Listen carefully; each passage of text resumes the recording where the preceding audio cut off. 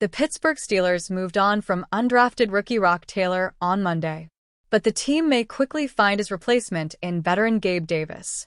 ESPN's Adam Schefter reported the Steelers will host Davis for a visit Tuesday. This will be the second time Davis will be in Pittsburgh since the beginning of June. The veteran receiver's second visit is coming the day after the Steelers made several roster moves, which included Taylor's release. SI on Steelers Jack Markowski referred to Taylor as a fan-favorite rookie wide receiver who had a fair amount of hype surrounding him. The Athletic's Mike DeFabua reported the Steelers also released linebacker Devin Harper and defensive tackle Braden Fehoko on Monday. The team has already filled the 3 vacancies that came from their releases. Also on Monday, the Steelers signed defensive back Cam Alexander, long snapper Jake McQuaid, and offensive tackle Julian Pearl.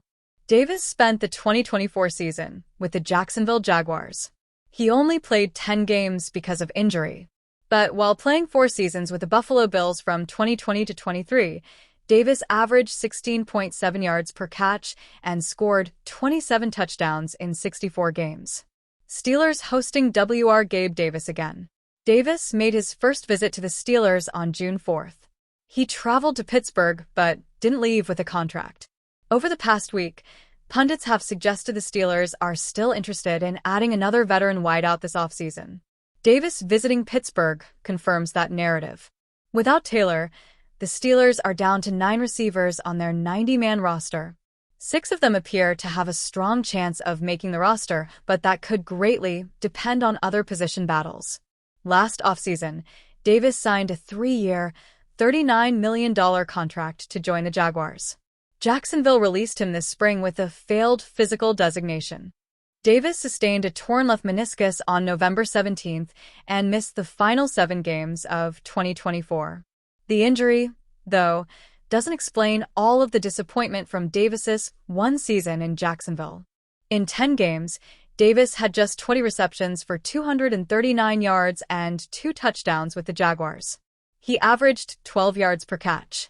In 2 of his 4 seasons with the Bills, Davis posted more than 17 yards per reception. During 2023, he had 45 catches for 746 yards, averaging 16.6 yards per reception and 7 scores. Steelers released WR Rock Taylor in slew of roster moves. Taylor appeared to have an outside shot at making Pittsburgh's roster because of his strong play this summer. But that hope came to an end Monday. The undrafted rookie had 2 catches for 38 yards on 3 targets in his preseason debut last week. He then had 3 receptions for 39 yards Saturday during Week 2. Markowski sees Taylor as a candidate to quickly latch onto another NFL team. Standing at 6'1" and 213 pounds with strong hands, it wouldn't come as a surprise if he were to catch on with another team upon hitting waivers, wrote Markowski. Taylor played both offense and special teams for the Steelers in the first 2 weeks of the preseason. He had 163 catches, 2,375 receiving yards, and 7 touchdowns in 44 college games at Memphis. His best college season came during his junior season when he had 69 receptions for 1,083 yards. He averaged 15.7 yards per catch. Alexander and Pearl likely face long odds to make Pittsburgh's roster. They have about a week before the NFL roster cutdown day. But they will each give the Steelers extra depth at their positions in Week 3 of the preseason. The Steelers added McQuaid shortly after insider Mark Kaboly reported Pittsburgh long snapper Christian Kuntz suffered a broken sternum. A member of management referencing an employee as vicious? That typically might necessitate the counsel of the Human Resources Department and an attorney. Not in the NFL. At least not as far as Jalen Ramsey is concerned. 5 days after Pittsburgh Steelers assistant general manager Andy Weidl called Ramsey a vicious player, the veteran defensive back said he liked that label. "I would hope so," Ramsey said after Tuesday's practice at UPMC ROONEY Sports Complex. "I'm playing football, so I would hope that's an accurate description for anybody." Weidl, of course, was complimenting the 30-year-old Ramsey while he was speaking with reporters last week. "You watch him hit. Watch the mentality he plays with. He is aggressive," Weidl said. "He's a violent hitter. That mindset becomes contagious."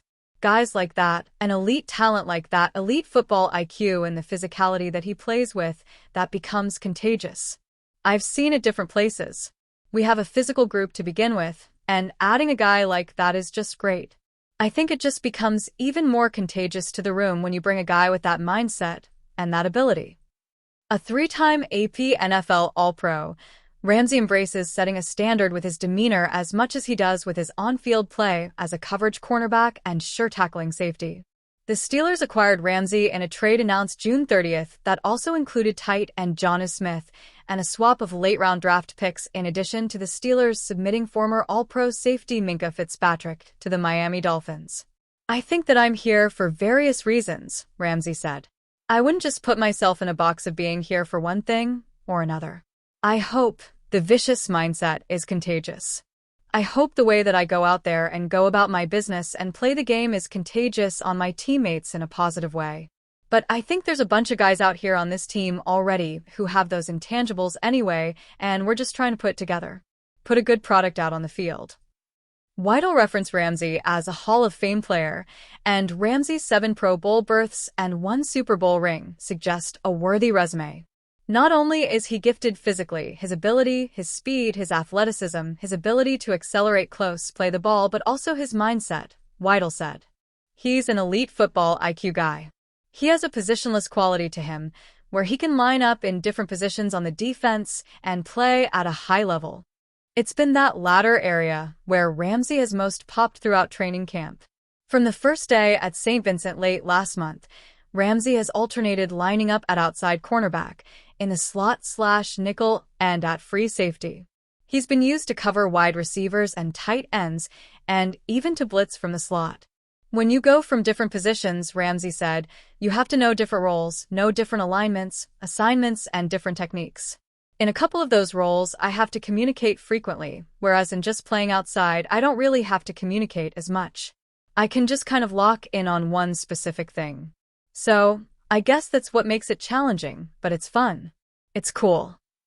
Najee Harris held down the Pittsburgh Steelers running back position for the past 4 years. However, he signed with the Los Angeles Chargers in free agency in March. That left them with a hole in their backfield. To help replace Harris, the Steelers spent their 3rd-round pick this year on Caleb Johnson. However, he doesn't have their starting job locked up yet.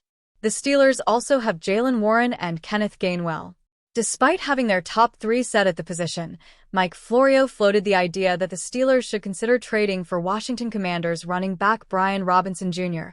"I can think of one up the road from me that doesn't seem to have anybody popping in the running game," Florio said Tuesday on his Pro Football Talk podcast. The Steelers could use him. The Commanders took Robinson in the 3rd round of the 2022 draft.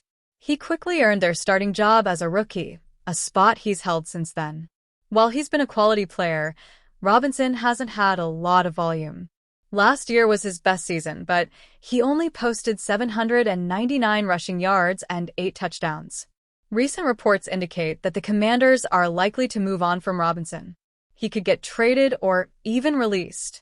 Robinson only has 1 year left on his contract, so any team that trades for him would need to give him an extension or risk the Alabama product being a 1-year rental. During that same podcast, Chris Sims supported Florio's idea of the Steelers trading for Robinson. "I liked Brian Robinson coming out of college more than I did Najee Harris," Sims said. "They're very similar. That's an interesting thing. That's actually a good one right there. I like where your head is at. The Steelers certainly, I think, would like that type of player. He would fit that Arthur Smith mold of running between the tackles and physical football." In training camp, the Steelers' run game was a little disappointing. That carried over into their preseason opener. In their second preseason game, however, things were different. The Steelers' run game produced more, with Johnson in particular having a much better showing. Robinson would likely fit with the Steelers due to his tough running style. However, do they need him? That's less clear. And the Steelers seem comfortable with their running back room. If they didn't have Johnson, then maybe trading for Robinson would make more sense. At the moment, though, the Steelers have bigger weaknesses on their roster. Upgrading at running back shouldn't be a priority.